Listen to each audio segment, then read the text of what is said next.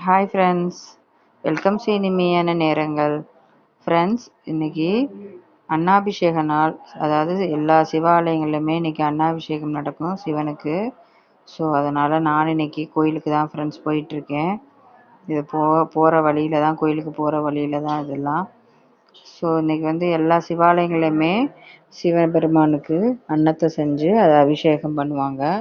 காய்கறி மாலைகள், பழங்கள் எல்லாமே மாலைகளாக செஞ்சு சாமிக்கு அனுப்பிப்பாங்க.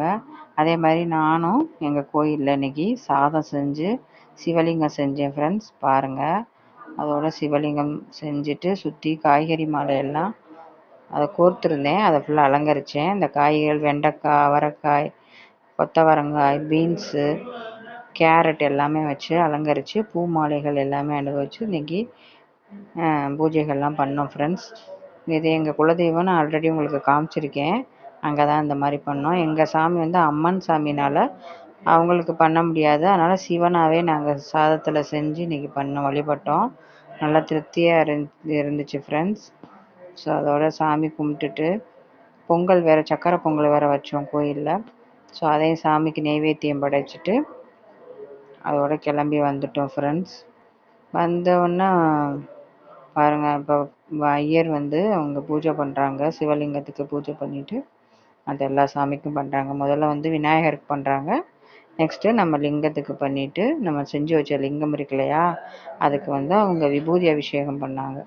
ஸோ அது விபூதி அபிஷேகம் ரொம்ப பண்ண முடியாது, ஏன்னா சாதத்தில் பண்ணனால அது கரைஞ்சிரும். அதனால் லைட்டாக டப் பண்ணி விட்டாங்க. நல்லா ஒரு தரிசனம் கிடச்சிச்சு. சிவாலயத்தில் போய் கும்பிட்ட ஒரு ஃபீலிங்காக இருந்துச்சு. அதோட ஆந்தி வேலை ஒரு சிவன் கோயில் இருந்துச்சு, அங்கேயும் போய் தரிசனம் பண்ணிட்டு வந்தோம் ஃப்ரெண்ட்ஸ். இன்றைக்கி நல்லா திருப்தியாக இருந்துச்சு. நீங்களும் இன்றைக்கி அன்னாபிஷேகம் அன்னைக்கு எந்த சிவாலயத்துக்கு போனீங்கன்னு எனக்கு கமெண்டில் சொல்லுங்கள். உங்களுடைய நிகழ்வையும் எனக்கு ஷேர் பண்ணுங்கள் ஃப்ரெண்ட்ஸ். எல்லாத்துக்குமே பூஜை பண்ணுறாங்க பாருங்கள்.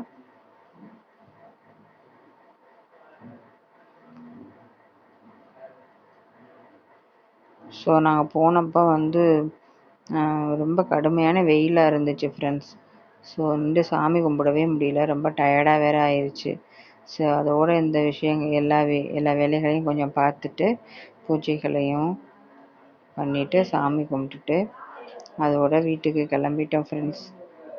கிளம்பி வரும்போதே ரொம்ப பசியாயிருச்சு. ஸோ அதோடு ரொம்ப பசியாயிருக்கு அப்படின்ட்டு எங்கேயும் சாப்பிடலை. அதோட டைரெக்டாக என்ன பண்ணிட்டோம், வீட்டுக்கே வந்துட்டோம் ஃப்ரெண்ட்ஸ்.